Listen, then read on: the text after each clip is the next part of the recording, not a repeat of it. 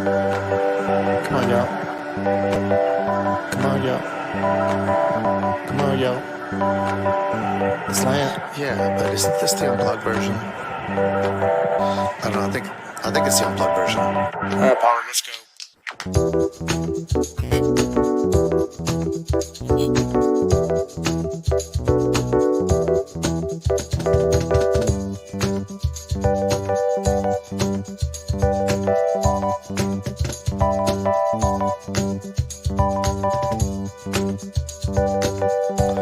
All right, listen, y'all. Just go ahead and let the guest play. Come on, jeez. That's better.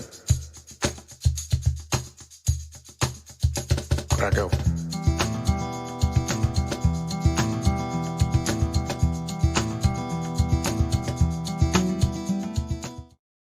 Paulie here on the Latino Slant. It's our Saturday Espectaculo, and every Saturday I bring on great guests, great conversations, and today is going to continue that.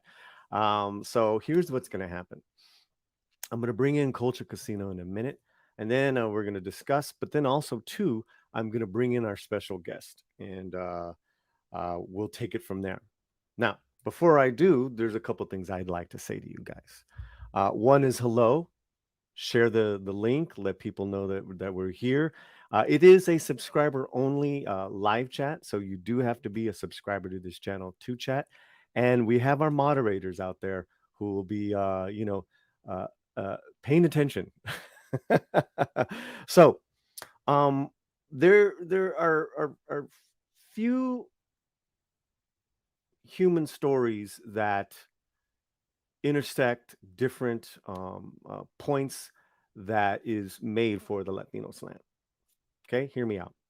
Hollywood, entertainment, ethnicity, culture, family.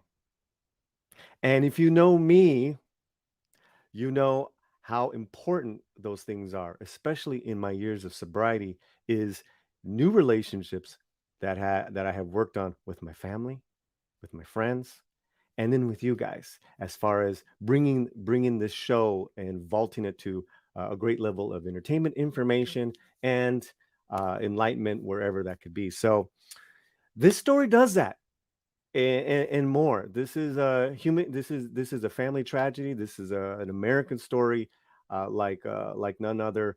And I wanted to give that little preference first.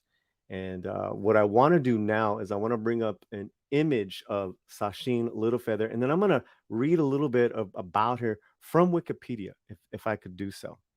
Wonderful. Okay.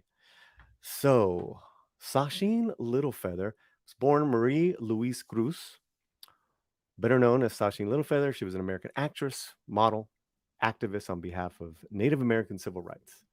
Now, she got, obviously worldwide attention with this image here at the 1973 45th Annual Academy Awards, where she uh, didn't accept the award for Marlon Brando, Best Actor, but declined it on his behalf. He had won it playing Don Vito Corleone in The Godfather. So the reason why he boycotted it was a protest against Hollywood's portrayal of Native Americans, and he wanted to draw attention on the standoff at that current time at Wounded Knee. So during her speech, which was truncated, I believe, to 60 seconds, there was audience responses to Brando's boycotting was divided among booing and applause. And again, that's all public information. You can check that out as well. Now, she is this woman is Miss Cruz here, Marie Louise Cruz, recently passed October 2nd of this year. Now, let me read this as well. Littlefeather said her father was of Apache and Yaqui ancestry. Her mother was of European descent. Shortly after Littlefeather's death, Navajo writer and activist Jacqueline Keeler interviewed Littlefeather's two sisters, who say that their family is not Native American and that Littlefeather fabricated her Native American ancestry. They also said that their father, who was born in Oxnard, California, was of Spanish Mexican descent and had no tribal ties. In particular, I guess we would say maybe to the tribal ties that Littlefeather had espoused. And we will get more. We're gonna get so much light shed on this, and more. I also want to say this. This also hits me very closely as my goddaughter and cousin is Mexican, but also she's a tribal member of a tribe, the Custodian Rumsen Carmel tribe here in California, and I send her the link because I think this is also important for us to talk about as a family because this is just a phenomenal story. So I want to send her much love and to anyone else out there listening. Okay, I think that's good as far as my intro. And I do want to say let's hit some of these super chats really quick, and then I want to bring in Culture Casino, Mexican Iron Man, who's in the chat for $5. Thank you for covering this important issue. Thank you, my man. Thank you, my man. And JPRPH1 has become a member of the channel. Muchísimas gracias, JP. We're not going to do any of our normal videos and all that stuff, as we want to keep the tone, kind of here, kind of grounded, if I could say today. Right now, you guys know him, you love him. He's got a great channel, and he was very outspoken about this as well. Culture Casino, ¿cómo estás? Hey, thanks for having me, Paulie. I think we are in for a quite the treat. A little bit of background that maybe hasn't been out there before that needed to be. Some things that you and I spoke about just a few months ago, and I'm grateful to be here and for the opportunity to speak with our special With Miss guest. Cruz, yes. Yeah. Before we bring her on, I want this was all spurred on by the San Francisco Chronicle article. Mhm. Yeah. And when I put it up and and clipped your video of us Mhm. talking about it, I got immediate pushback from my Chicano activist friends saying, "Hey, that writer suspect, I don't know what, you shouldn't be putting this up." Like, yeah, people tell me what to do. Okay, let's You see how that. respond. Yeah, You respond well that to that. always works Yeah. really well. Yeah. Tell people what you want them to do, and they usually don't do it. But the pushback that I got was like, well, hey man, she's, this woman, this writer's got an agenda culture, and you know, we're all indigenous. Mexicans are indigenous, and Sashim's she did a lot of great things, and that image. What are your thoughts on that? Well, I mean, look, a lot of people do great things, especially in causes like this, specifically with AIM, which I think she was a part of. And there are many different causes that we all find ourselves on the side of trying to promote and all of that. But the the main consideration here is portraying yourself as something that you're not. And I think that I can understand why people would be wary to speak about this or to cover it. Because it is specific in an area right now where it's just a hot button issue.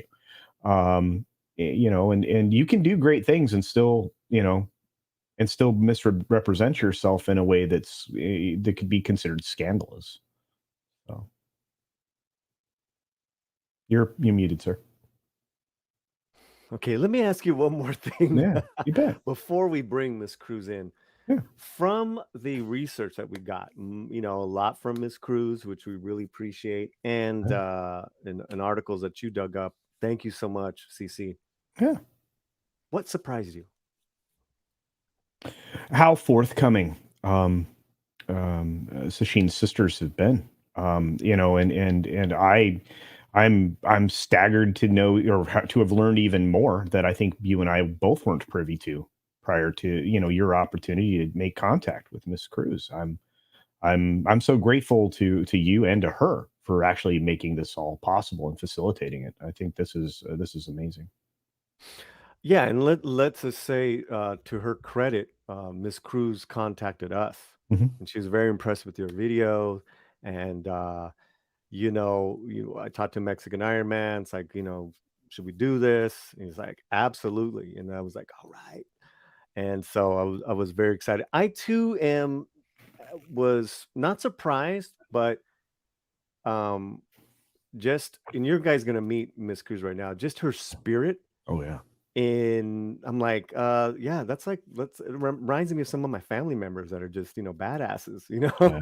Yeah. Yeah. That's you actually know? that's a great way to describe it. Yeah. Yeah, it was just like, and so, um, along with all the information, like I said, ethnicity and culture Mhm. is nowadays kind of, you know, kind of thrown to the side of like identity.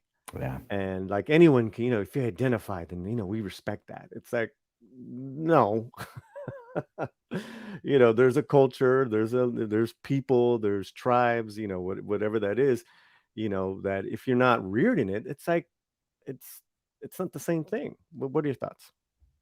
No, I absolutely agree to you. I agree with you. I don't know what to add to that, but I think the biggest problem is right now we're so steeped in those two subjects, ethnicity, culture, etc., that when somebody is revealed to be appropriating somebody else's, it becomes a high crime for some people, and that's kind of the environment that we're in right now. So I hope I added to that That's great, question. bro. That's great. Listen, guys, well, you're in for a huge treat. Yeah, I mean, indeed. a lot of truths are going to be revealed in this talk, from changed birth certificates to very deep family drama, to the misrepresentation of fathers and men and families. So let's bring her. Let's bring Yes. her in, and let me read a little bit of about her. Rosalind Cruz is the youngest sister of Marie Cruz. Their middle sister is Trudy, uh, and like I said, we're going to get to that changed birth certificate. Um, Miss Cruz calls this an American tragedy and a story of a simple American Hispanic family. So, ladies and gentlemen, let's bring in Miss Rosalind Cruz. Morning. How are you doing? Good morning, and I'm doing wonderful. We were so glad that you're joining us today. Me I, too. yeah. Finally, It's an 15 honor. It's years an honor, later. Miss. It's an honor, Miss Cruz. It's an It Thank is. honor, you. Miss Cruz. Yeah. And to talk with you, even before we went live. So that was really cool to connect, as far as Yeah. your energy and your face to your words. So Thank you.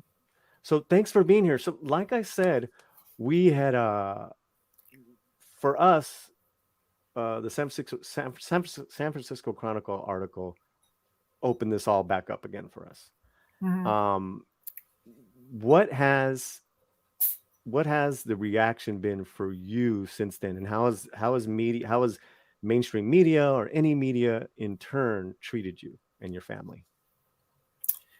Well, it's been a double-edged sword. First of all, I don't really care what anybody says about me, how they think about me. I am so past this. My whole goal and my sister's goal is to bring back honor and truth to our family, especially our father, who she slandered for personal gain. There was a tremendous amount of pushback in the beginning, due to Jacqueline. And I didn't even know that Jacqueline had something going with pretendians. I knew nothing about the problem in the tribal nation. It's a new word to my vocabulary. So, with that said, when I found out on, excuse me, I got a cat here. When I found out in Okay. the on Google Uh-huh. that she had died, I contacted my middle sister, and from there we talked with Jacqueline. So, with that all said, Jacqueline's not very well liked in some situations. So I thought she was perfect for the job. She actually had the balls to get up there and write what nobody wanted to hear. Nobody wanted to listen to me. Wow. She was a media saint, this and that. And so the pushback was hard. And I think it was harder for her. For me, I don't really care. What I saw were people saying next day, one day a saint at the funeral, next day a fraud when that article came out. Right. And then everybody just took off. I think when I saw your show last time, you were pointing out, oh, look, it's on People, it's on The Reporter, it's on Rolling Stones. I mean, overnight, she's a fraud. Yeah. And the more I speak about it, the more people realize that my father was not a monster. And just talking about the family actually just reveals her and how this alter ego got started. Well, let's start right there. Let's start right there. Where were you guys born? Tell us about your parents, and let's go back to there. I think that's a great start. Now that people know in the audience what's going on, we have the recent article, all that stuff. Let's start with your family, Miss Cruz. Well, we were born in Salinas, California, all three of us. My parents are saddle makers. My father made saddles. My mom's a stamper. So they initially worked for a place called Garcia Saddlery. And you can see in the front of the picture here, that is actually Henry Garcia. So they wanted to open up their own business. So they went to the other side of Salinas in a little uncorporated town at the time. It was called Santa Rita. And we had a small little shop there. He was just a businessman. He had grown up and was born in Oxnard, California. And our grandfather, George Cruz, was an alcoholic who did beat him. He was building chicken coops at like 10 years old, trying to survive. At 9 years old, he got meningitis and he lost his hearing. But he did speak English and Spanish and remembered how to speak. So when he was deaf, he could read people's lips in English and Spanish. So from growing up there in Salinas, like I said, we had our own business. Our grandparents were next door, and that would be the Barnetts, Marie and Gerald. So from that point, they helped raise us, took us to ballet, 4-H classes, school, Catholic school. My grandfather, he took the Greyhound bus one way, an hour back, to get the funds to help us raise a family, with my parents, because they were trying to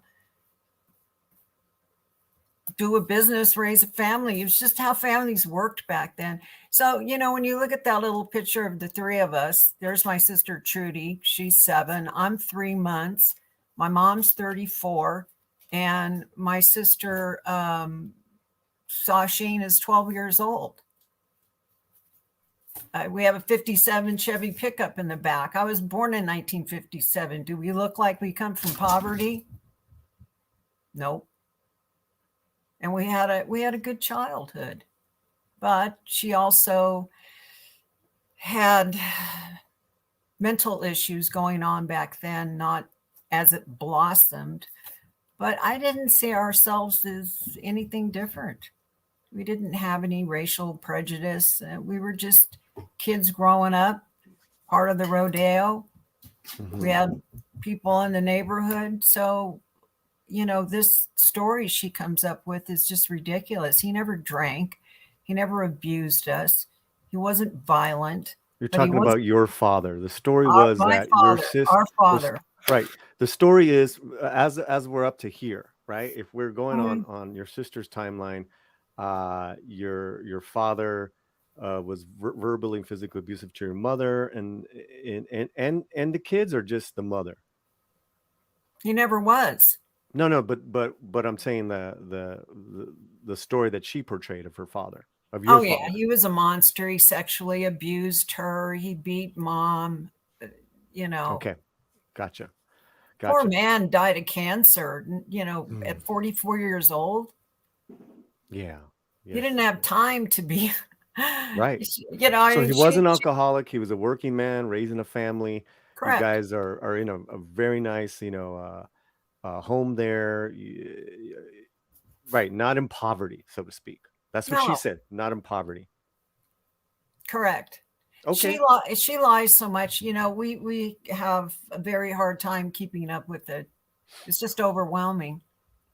So let's right now, let's just get the facts straight. Your mother was American, right? Not of an indigenous tribe, not Mexican, not Native American. Correct. Okay. And your father was basically a Mexican American, Spanish and Correct. Mexican. Okay. So um now there was some stories or some thing out there as far as your father maybe being part Yaqui, which a lot of Mexicans, a lot of us are, really Yaqui or Nahuatl or I don't know what. Was that ever the case for your father? Never mentioned. And also there's a claim that it's also an affiliation with the White Mountain Apache. Oh yeah, right. I tried applying with them in February. Well, wait a minute. I tried to apply with them November 3rd of 2021. Liam Mallow, who I talked to, she couldn't find anything on any generations. In fact, I sent her a picture of Sasheen. She didn't even know who she was.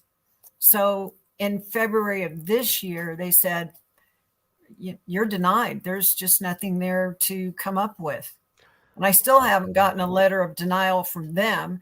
Now I heard they're sitting on the fence because you got a woman running around saying she's White Mountain Apache and they don't even know who she is. Everyone's in an uproar because now Native people, it has hit home with them that they're supposed to be policing their own tribes for pretendians. I didn't even know this problem existed. Wow. I just wanted to say, hey, look, she's a fraud and a liar, and then we got this Right. whole other thing going on. Ms. Cruz, let's put a pause on moving forward there, because I'd like to go back to you guys and Marie, Sasheen. According to your family members or to you, because people are asking, why would she say these things about your father? When did her mental, let's just call it incapacity, when did that start manifesting? In her teens? Yeah, in her teens. I saw a lot of her psychotic outburst. I would say in her teenage years, she's very narcissistic.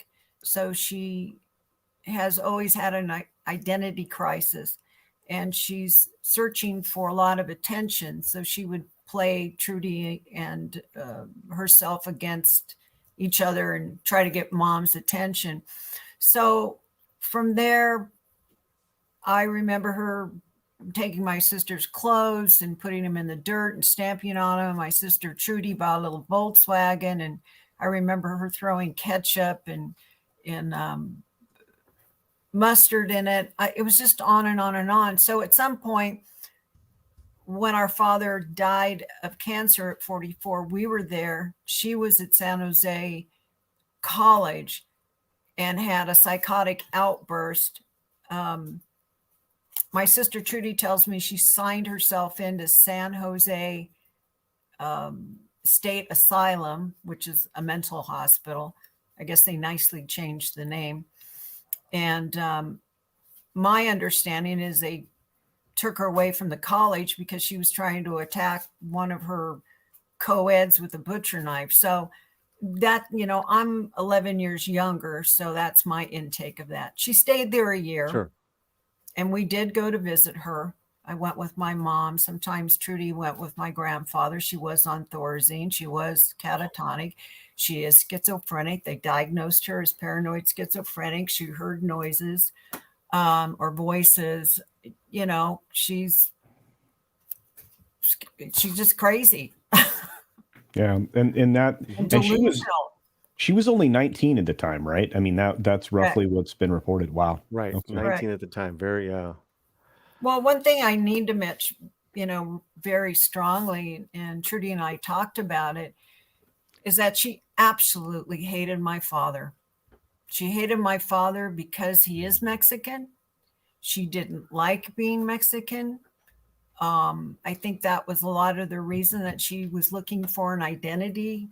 I remember when she did live with us, or at some point, she was a flower child. Then after the flower child, we became the hippie. Oh no, then there was the go-go girl, the flower child, and then there was the hippie. So the hippies would be in the 60s, and she lived in the Bay Area, and everybody's hanging out at Haight-Ashbury. Well, hippies at that time had kind of a mock American Indian look to them, where they wore the buckskin shirts and the headbands and all of that. So she here was trying to find an identity, and she always has that victim mode. What can I do to get attention, to be a victim, and then be rewarded for that behavior? So, from that speaking, she wanted to create another identity. And she told Trudy, she says, I'm glad he died. I'm glad he left. Here's a man who's 44 years old, who's growing up in poverty, had a family, ran a successful little business. Right after that, suffered for cancer. And we were there and just watched him surgery after surgery after surgery. And then he's in a coma. And my sister and I, my mom and my grandparents watched this man gasp for breath for, to me, about 2 hours and take his last breath and die. Then you have his firstborn coming out doing this. Sanity. Let's move to a question that I think would be, at 19, you're talking about her, getting out there and doing what she's doing. Also, to the lure of fame and being a model and an actress and all that stuff, while perpetuating mistruths about your family. Brian Barth, is a member of the channel, asks, what do you think of the Oscar incident with Brando not showing up? What do you what is your whole take on that? Because that's obviously the watershed moment, the global moment, that, and the moment really that's where even the Academy now is claiming she was the first Native American to ever come onto the stage of the Academy Awards. Okay. What are your thoughts? Well, looking back, it was immediate gratification for fame to be a celebrity. She was modeling. She did a few bit parts in acting. She did a Playboy layout. We're a Christian conservative family, so her outrageous behavior was just one thing after another. And when she did go to the Oscars, she did tell me and my grandparents, look, watch it. Can't tell you what's going on. I'll be there. So when we saw her walk up, it was like, oh no, we just saw it as, here we go again. Here she's looking to get into the business. I think her and Brando kind of manipulated each other to get what they needed. She wanted fame. He wanted to make a statement. So with that incident, nobody really catches it. And a tribal member brought it out to me. I hear a lot about, she was in a tribal outfit. Well, I just recently learned that different tribes, women wear different outfits. She was in a plain buckskin dress when she should have been in a patchy dress, and her hairstyle was all wrong. So why didn't the tribal nation catch this? But people like me or anyone else watching this, I didn't know. So then you've got all these people pulled into it. Wow. Within that time frame, I would say about it within a year, Brando is not a stupid man. And he figured this out, and he just cut all contact off with her. And I do remember that she was with my mom and I don't know if it was Slanus or something, and she just said, Brando stopped talking to me, and I don't know why. And it was devastating for her, and she was embarrassed because she could manipulate and lie her way out of it. And that was the end of it. Period. Now, that dress she has is borrowed, and that's what she did all of her modeling with and so forth. So my sister and I were talking about what happened to that dress. We don't know what happened to it. My sister Trudy said to me, she said she got bleach on it and she had to have it sent off to somebody to have it cleaned. And basically, I think the people that she borrowed the dress from said, hey, time to give it back. So anybody looking at that dress who's part of White Mountie or any tribal woman would know that is not an Apache dress. So you have heard from other people that even this what she was wearing was inaccurate. Correct. Now, Wow. she I didn't know that. I didn't know that about, you didn't put that in your notes, Miss Cruz, but that's all right. Sorry, a little overloaded. Listen, like you heard my little monologue before. It's like, I take this stuff very seriously, being Chicano and love digging back into my indigenous roots. I'm not gonna claim to be part of something that I'm not. But anyways, culture, you had something to say.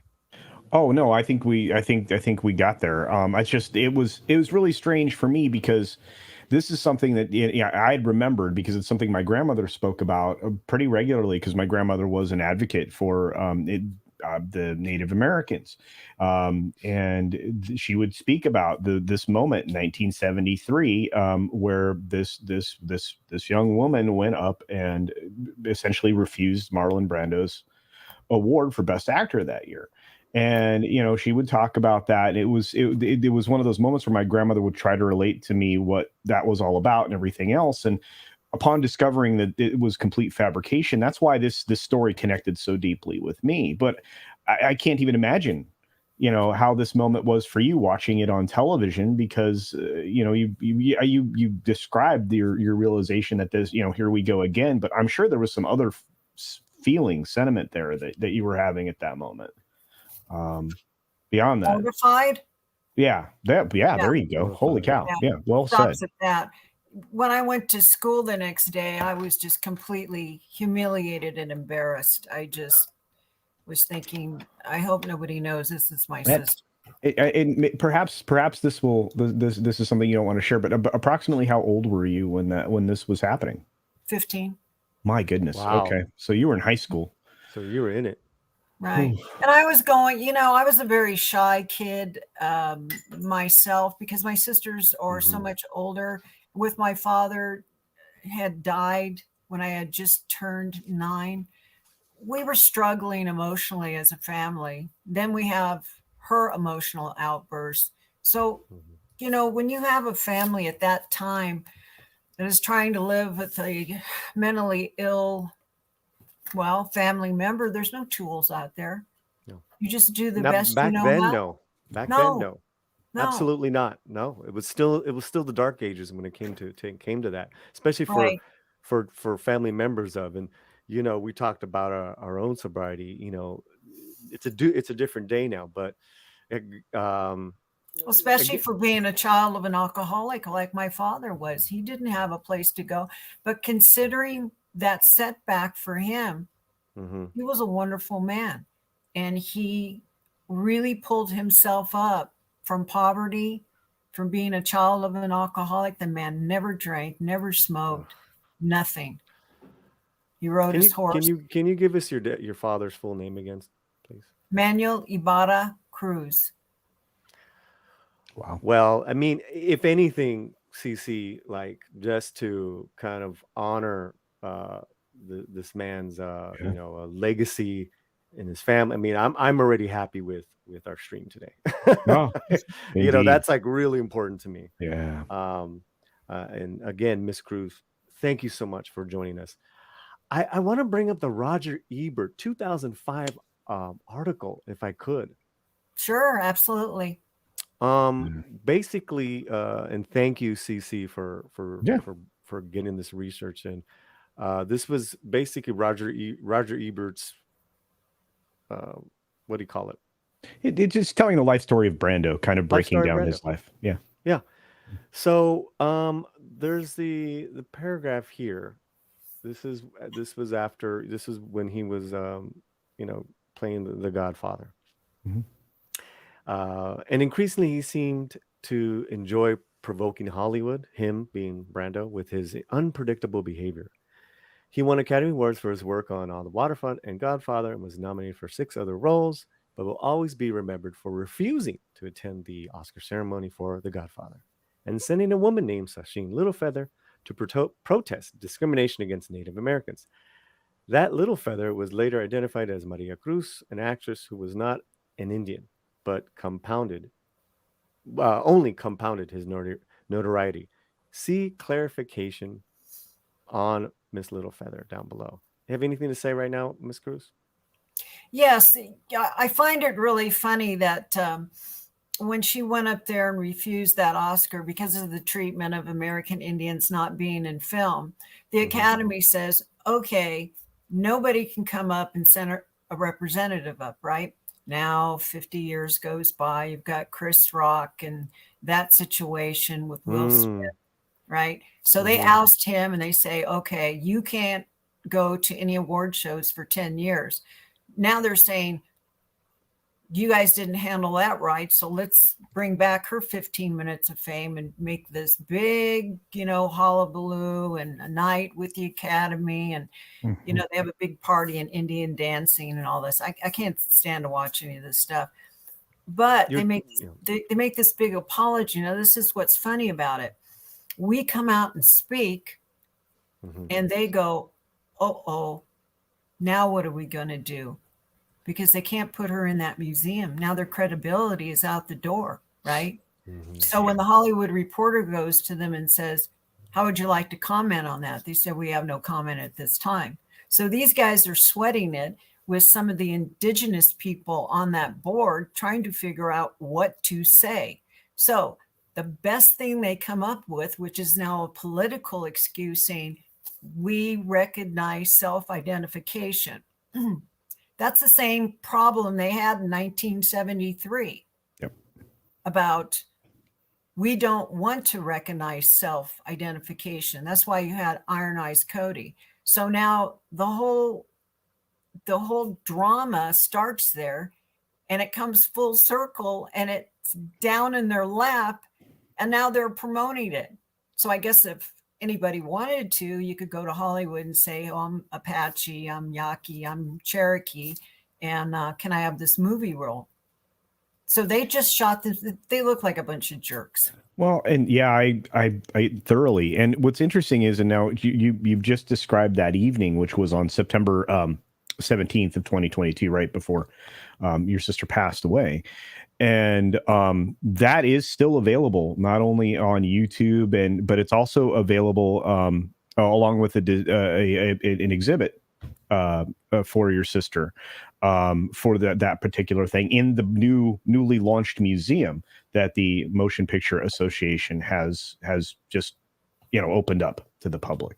So that has to be incredibly difficult. For you, have you actually solicited them to do anything about that particular circumstance or no? I wasn't even aware of that. I know that a lot of tribal people are very insulted by it. My thinking is, so what are they going to do? Have a self-identification wing on the museum? I mean, museums are supposed to be part of history, not part of people who self-identify. Yeah. The whole point being here, a lot of people say, well, her words, even though she wasn't Indian, it's about what she spoke was the truth. Well, yes, but people in their own tribes or cultures or races need to speak for their own people. She spoke for herself, for fame, for to be recognized, and to feed her narcissistic personality. She doesn't care about anybody else. It's about how much of a victim can I be and how much can I be rewarded for. You know, it's just insanity. Yeah, my again, I mean, there's a lot here in this letter. Is kind of the response, the legal response that Mr. Ebert received about a year later after publishing this piece on Brando. Anyway, sorry, Paulie. No. That's great. My mouse went out, so I had to plug in a new mouse. So thanks for covering. CC knew what I was going through. Yeah. Let's read a little bit of this. This law firm represents Sasheen Littlefeather. Our client has asked us to write to you and to clarify a misconception that you have about her and to set the record straight. And Miss Cruz, anytime you want to butt in, please. Further, we ask you rewrite your Marlon Brando piece to reflect the truth and to prevent any further misunderstanding by the public, which relies on you for good research and correct information concerning matters pertaining to film and movies. Sasheen Cruz Littlefeather is a natural Native American Indian. None of those were oxymoron. Let me just want to. I just want to say. You got it right the first time. Right. I just wanted to say it. You know, it's like when I'm starting to hear indigenous Chicanos now. That's like in the ether. I'm like, okay. She was born in Salinas, California, to an Anglo-Saxon mother and a father who was Yaqui and White Mountain Apache. Yeah. Okay. Yeah. Okay. Well, that's part of what she wanted to become. Just like my sister Trudy said, it's more popular to become, Miss Indian. Miss Mexican doesn't work very well in Hollywood, and she hated my dad anyway. And I will say, back in that time too, being Mexican, being a Chicano it definitely wasn't cool. And it was a different time, and so I'm not making excuses, definitely not. I'm just saying that even growing up in the 70s, at a certain point my mom stopped speaking Spanish to me just because she just didn't want me to get any grief at school. That was the thing. We didn't go through that. We grew up in the country, and we just never experienced of that. So I never thought about it one way or the other. That was town, right. I'm sorry. Go ahead. That little town was so small at the time that we lived for the Salinas, California Rodeo. That was it. Everybody lived for that. So we grew up with, farm workers, Mexicans, cowboys. We're just one good group of a town. Nobody thought anything about it. Sounds like a great. It was a great place to live. It was a great place to grow up. Yep. You learn about. You got families. You got people hardworking. People working manual labor as far as the farm workers. Correct. Wonderful. Yeah, I picked strawberries in the farm, but believe me. So let's continue. Her married name was Cruz. Was her married name Cruz? No, that's our maiden name. She was married for a time. For a period of approximately 7 years, she adopted the stage name. So now it's a stage name. Okay. Of Sasheen Littlefeather before she was married and right after she graduated from high school. Yeah, Sasheen is very interesting. My sister Trudy and I talked. We were part of the 4-H club. So back then it was cheaper to sew our own clothes, but we also sewed our clothes and entered the county fairs. And of course, we have our little sewing boxes and we keep our threads and ribbons. Well, if anybody wants to look up on eBay, Sasheen Ribbon Company. And Trudy and she were having a conversation. Sasheen liked that name, so she took that name and she adopted it. Period. That's why no tribe has been ever could place it. Because all I read about was, and people telling me, can't place it with Cherokee, can't place it with Apache, can't place it with this tribe.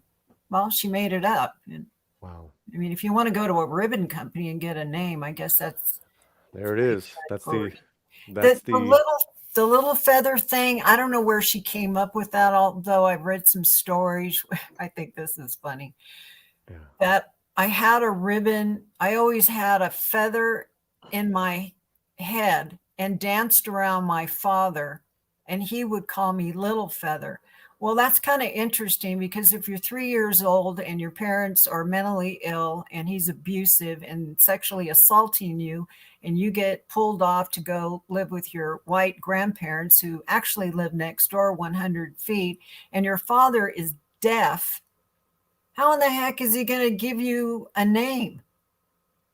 We had to speak sign language, and we had a big chalkboard in our house before we even learned or didn't learn, and that's how we communicated with him. And that was just a totally fabricated lie. You guys Let's okay? move on. No, hey, I'm just letting everyone kind of breathe in the crowd, in the audience as well. Let's go towards the end of this, because they talk about American Indian movement and Russell Means, and Russell Means had her on his show, so she's got to be the real deal. If you like, Sasheen Littlefeather would gladly provide you with a copy of her interview with Russell Means so you may understand her role and why she was picked by AIM and Brando to accept the Oscar for him. We would appreciate it if you could revise your otherwise very good article of Marlon Brando to reflect the truth about Sasheen Littlefeather.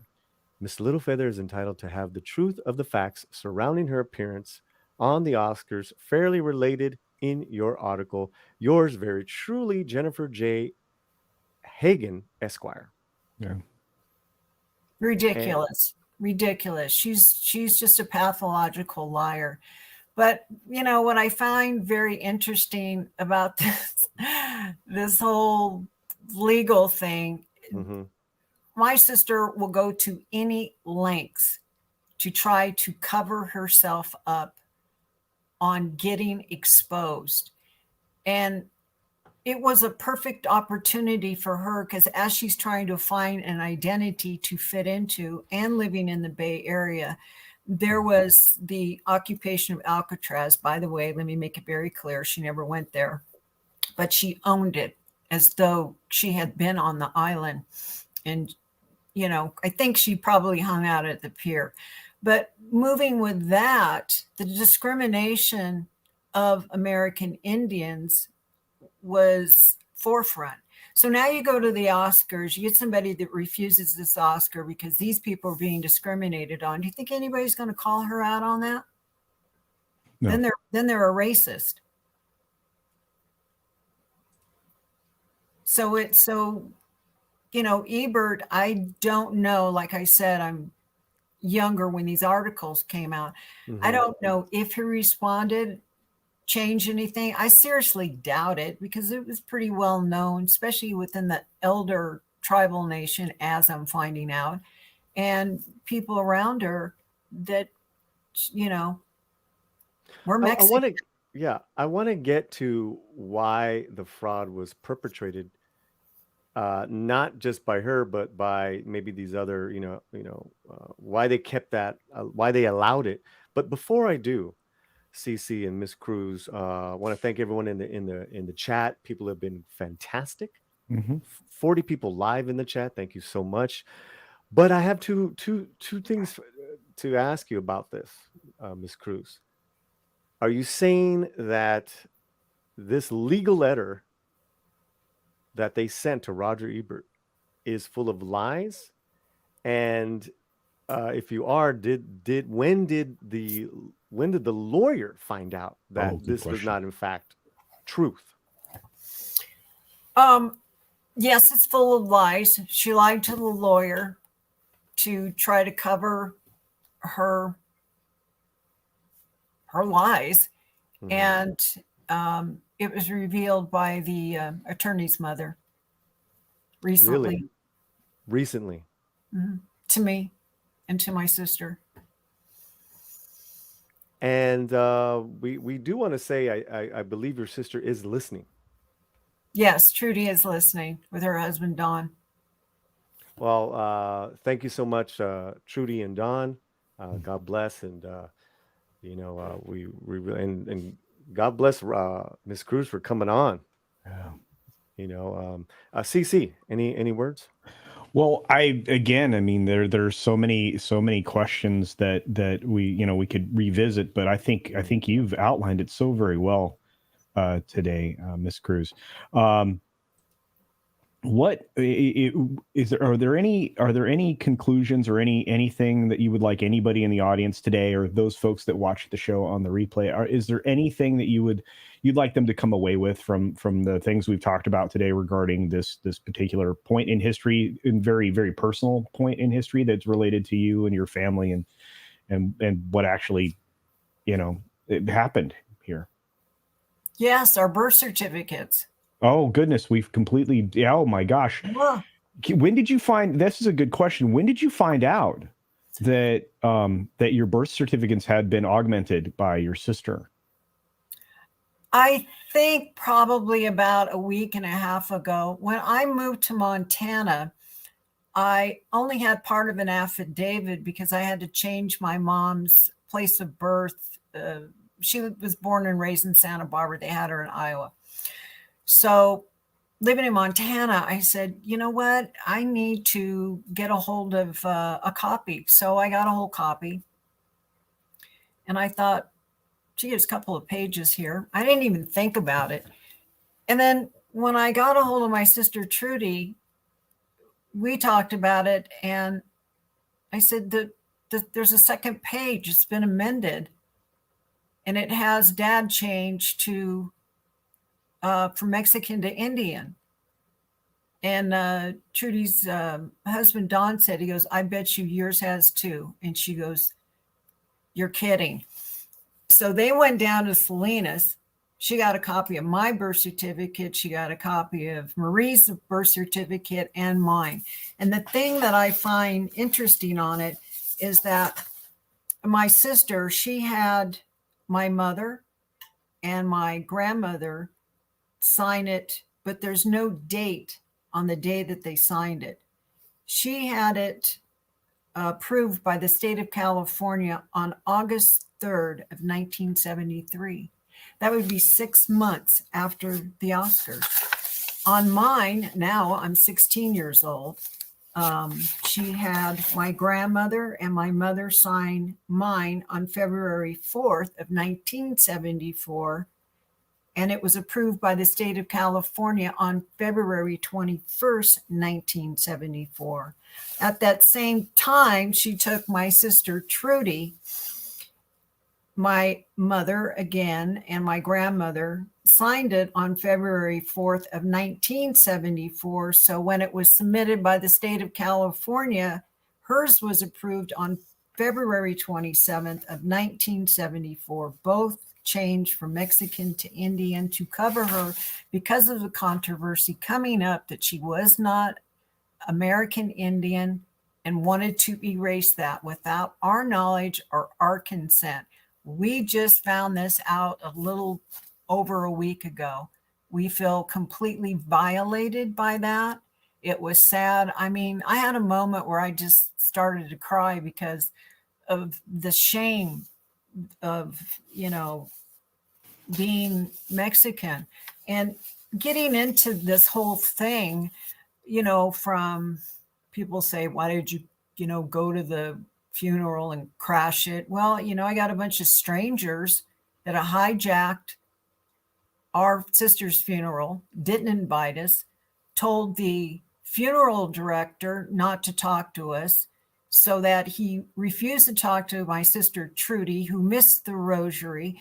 Then there's some girl there, I'm going to mention her name once, Kalina Lawrence, who sings this horrible Indian rap music, she actually forged my sister's death certificate, put herself down as a niece when none of us have children, put my dad, born in Arizona, that she has some kind of bachelor degree. I mean, it's just, there's more. I mean, it's just insane. It's just the insanity goes on. And So you're hearing this first, guys, on the on our stream, on our channel. Yeah. As far as the Cruzes finding out, I mean, literally days ago, of this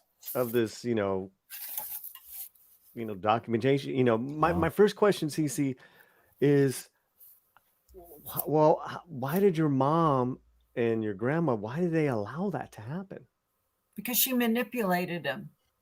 Because there are several mistakes on our original birth certificate. So she just went, my sister is quite a manipulator, pathological liar, and she's narcissistic. She's not stupid, but she's crazy.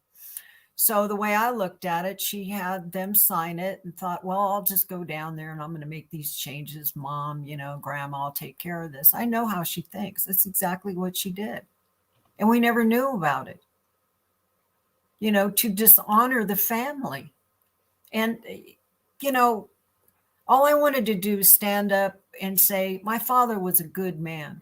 They were not mentally ill. They had a business.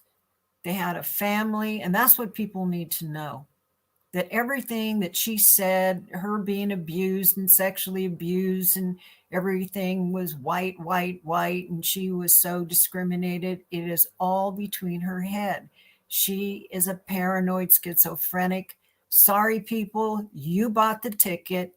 You bought the Saint Victim Act, because she even said at the closing ceremony that they just gave her, I remain Sasheen Littlefeather. Why give up the act after 50 years? Even Liv Alvman, there's a video of her saying, oh, yes, I ran into her several years later, and she was saying, she said the oddest thing to me. She leaned over and said, I'm not really Indian. I mean, we could spend 3 hours on this subject. I could just tell you stuff that is just mind-blowing, because for us it is. Every time I turn around, there's something new. So thank you again. Now, some of the pushback that I got was that, but Mexicans are indigenous, and this is just, kind of an agenda-driven thing.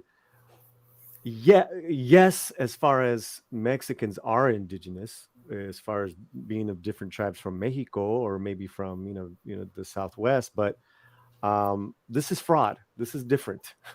Correct. That's I've tunneled my entire life since I was in college. Like, what is this? What does being a Chicano mean in the States? And but this is completely different. And I just want to reiterate that to anyone listening that we're not talking about, well, Mexicans aren't indigenous. No one's ever said that. No one will say that on the stream. That is not the Latino stance, the Latino stance. You guys know me. You guys know how and what I cover and how important this all means to me. I just wanted to say that, CC and Miss Cruz, because that's some of the pushback I got in Twitter, and I was like, what? What does that have to do with this? So I just wanted to Nothing. One of the things too that I got a lot of pushback on is crashing that funeral. And I went up there. I didn't slander her. What I said, these are the wonderful things of how we grew up. And my father didn't do anything. He didn't do anything wrong. And I remember I had asked Jacqueline to join. I said, have your editor fly you here, because I know it's going to be a 911 funeral. In other words, somebody's going to try to throw me out. What I didn't expect was the Catholic priest was going to try to, escort me from the altar. I'm a blood relative that was uninvited, that was an heir, and I've got a Catholic priest trying to throw me out of a Catholic church when I'm a Catholic. Wow. Have you ever heard of anything so insane?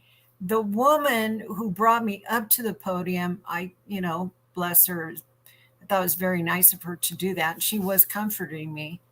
But when I walked out of there, I couldn't stand it. It was all I could just to get to the first guy to get to the podium. That's how bad that funeral was. It was so phony.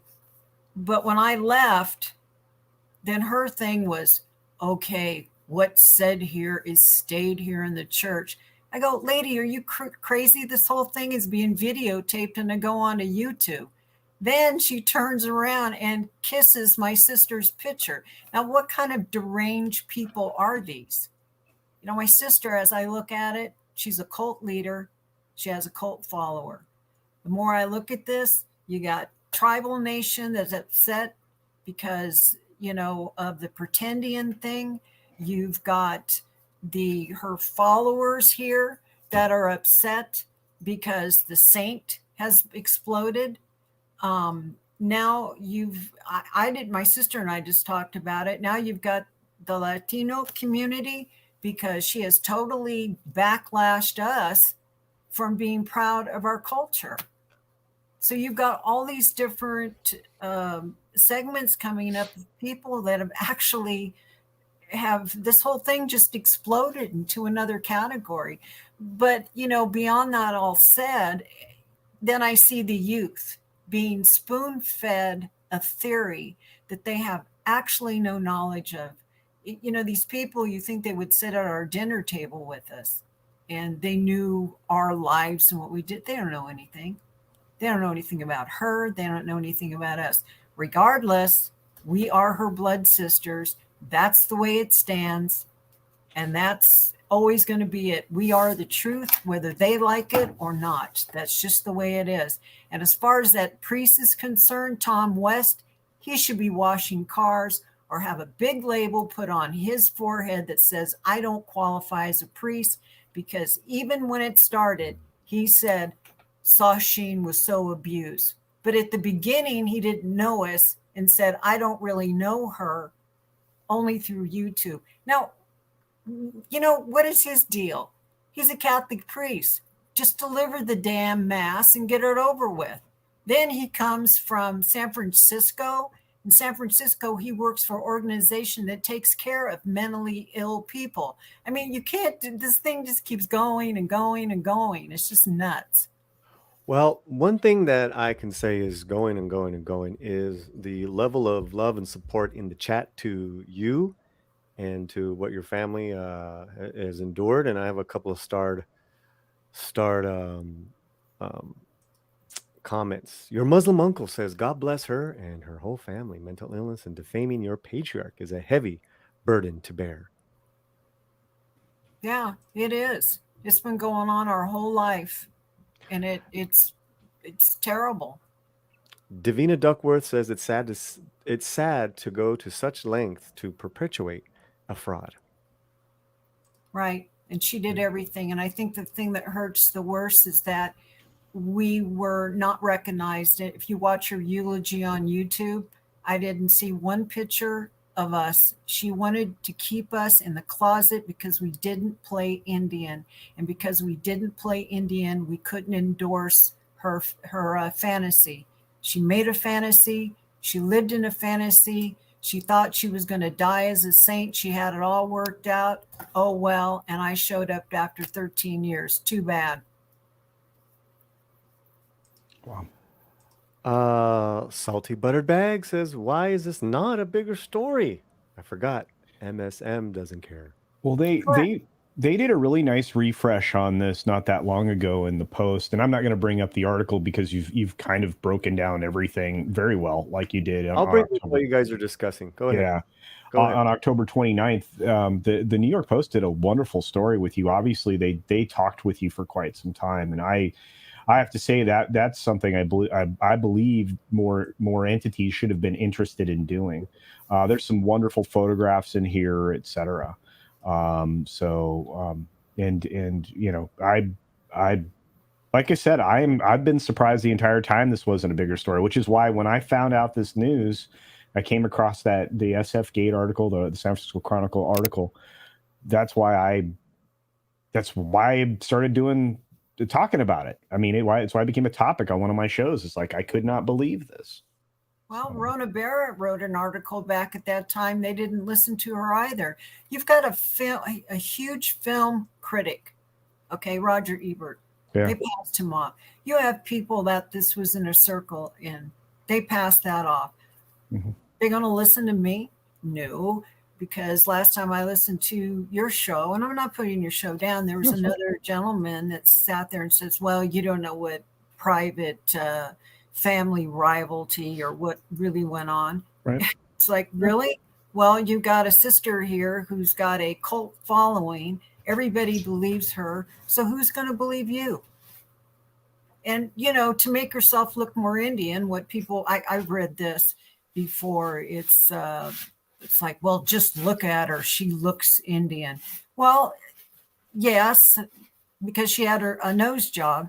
And at the time, she had silicone injected into her cheeks. The reason she got the nose job is because she didn't like the way she looked, you know. So by that, she wanted to look white, but at the same time, she wanted to pass herself off as Indian. Even in that Stewart interview, oh my goodness, that was so painful to watch. You know, she says Indians were, by the way, I bought that tombstone for my father. She didn't even know it existed. But, you know, she said Indians were poisoned at the first Thanksgiving. Like, where do you get this stuff from? And the guy's like, wow, you know. Then she goes on to say, oh, we're stereotyped as American Indians as drunks and beating their wives. Yeah. But on the same breath, she goes ahead and does the same thing. Everything. I don't understand how people just didn't catch this. Are they that lame? Are they that desperate to have somebody be a representative for the tribal nation that they'll just take anything that came off the Greyhound bus? Well, I'm going to extend it to not just Native American images, but images seeing ourselves on film and television. And let me tell you guys, people are just like you said, they're like a cult. It's like a religion to them as far as representation. And let this be a warning, a tale for you guys, that do not look to these images of people that you see that look like you to be your end all be alls. It's wonderful when that happens. I don't know what, but you know, you can't base your existence on stuff like this, because it's a nice moment, it's a nice achievement, but is it part of your day-to-day? Is it part of your real life? Is it part of your family? And this is an extreme case of when something like that goes wrong. When your heroes, you know, like that get found out, this is just shocking, and like you said, like you had put it, it's a tragedy. Yeah, it is a tragedy, and they bought the movie. They just didn't like the ending to it. But I think more of a tragedy for this family too is because she always played my middle sister and I against one another. I knew, you know, at certain times she would say, "Don't you love me more? Don't you love me more?" And Trudy, "Don't you love me more? Don't you?" I'd say, "Would you just stop that? Stop it." Because she's narcissistic and she's mentally ill. So she needs to control. She needs to be able to get that glorification. And that's where these cult followers and these Indians came in. She told them what they wanted to hear.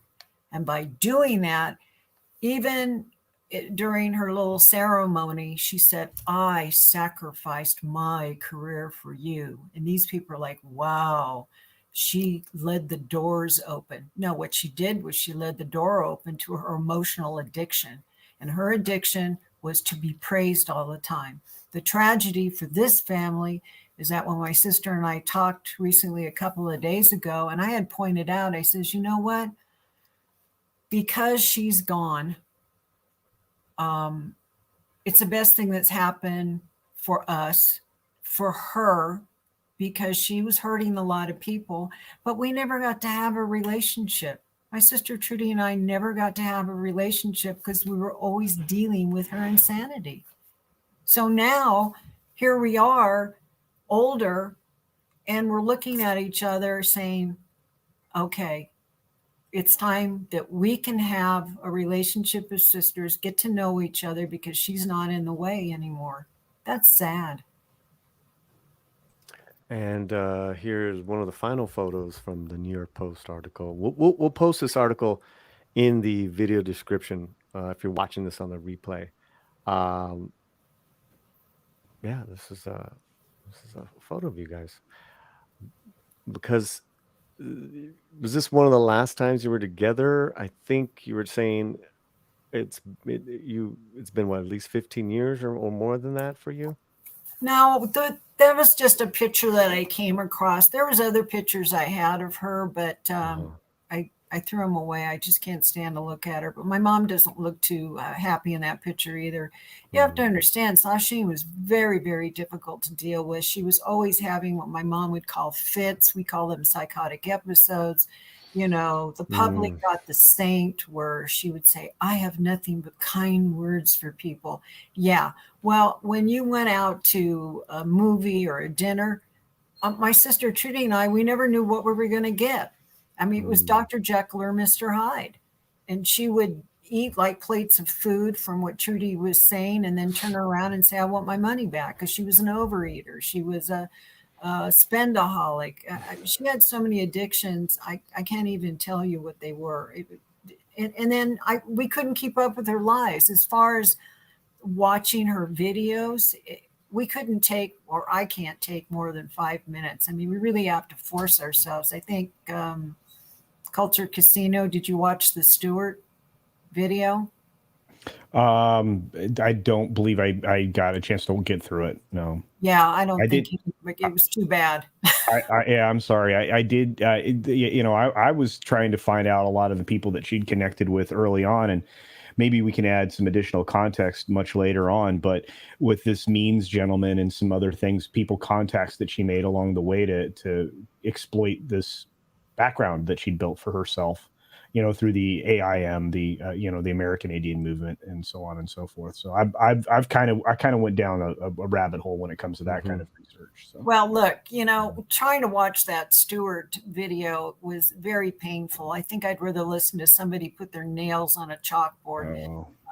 It's so phony. But the real Sasheen, the memories that we got, was somebody who was screaming and yelling one moment at someone, and we were always cleaning up the mess. We'd be looking at people saying, we're sorry she's acting this way. Then they would get mad at us. Then we'd have to say, calm down, let's get in that. It was just always ongoing drama. But see, with the cult followers, she was able to act. They were able to give. And then she just kept the Sasheen alter ego character going.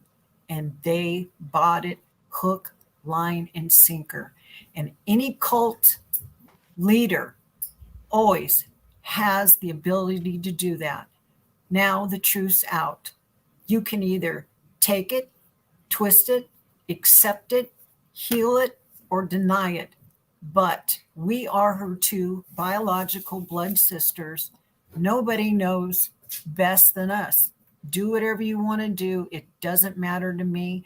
Like I said, I don't care what you say about me. I don't care what you think about me. This has to do with my family and my father. He was a good man. He worked hard. He was deaf. He never hurt us. He was an excellent horseman, saddle maker. I miss him dearly, because if he was alive, our horse Zerk, which is actually our maiden name spelt backwards. I missed the chance to be an incredible horsewoman and to ride in a rodeo. There's a lot of things I missed. So here we are today. We're going to wrap it up soon. I do have a couple of comments here.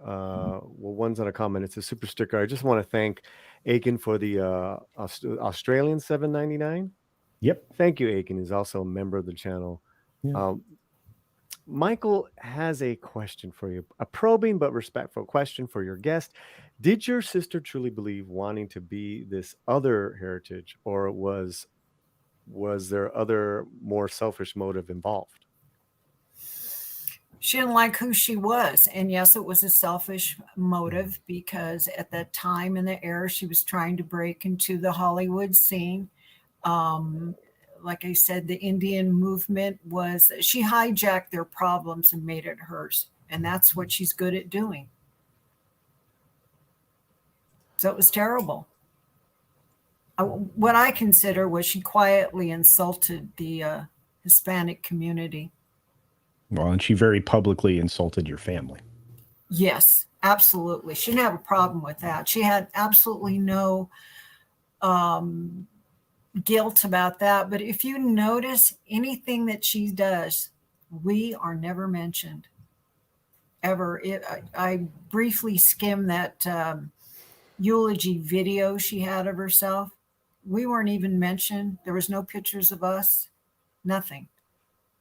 Although I forgot to tell you, I did find out when I flew out from Montana and I was looking through my sister's photo album, our family photo album. I go, she took all the pictures out. She took every single picture of herself out so that there would be no record of us being able to expose her. I mean, the lengths that this woman went to, it's, we just keep finding more and more and more and more. Wow. Well, yeah. I think we can leave it there, and I think we've done a thorough job of discussion, and also just vaulting your father's name and your family, and more importantly, not being silent about this. Yeah. Thank you. I appreciate that immensely. I think I'm just grateful that you two gentlemen would want to speak with me. I hope more people give me that opportunity. Believe me, we could do a part 2 on this one. There's more shocking news, but I'll leave that up to your discretion. Yeah. Now, speaking of that, you do have a podcast you recorded. Ooh. So is that going to be available soon? Yeah, it's to be announced. Wonderful. Right now they're editing and so forth. So I just I'll put it on my Twitter page. If anybody would like to follow me on Twitter, it's at Truth Justice NW.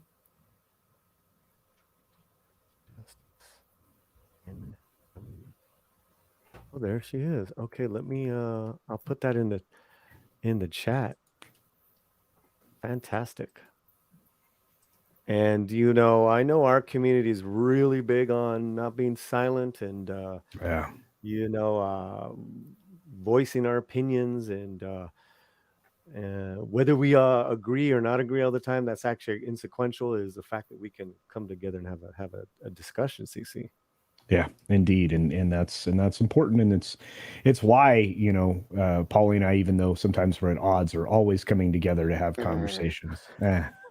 Well, it's true. Besides the Hispanic community, the Native community, the cult followers, and then you have people who are of Caucasian relations that have bought into this, like the youth. I mean, I didn't realize by just standing up and saying, hey, she's just a liar, that all this was going to unfold. Yeah. Even the White Mountain Apache, they can't even give me a letter of denial, because that would have to admit that this woman ran around as a fraud for 50 years. It's going to happen. It's going to happen. Well, and then you got the Academy. They're just sat on the fence. Did you say they gave her a section in the museum?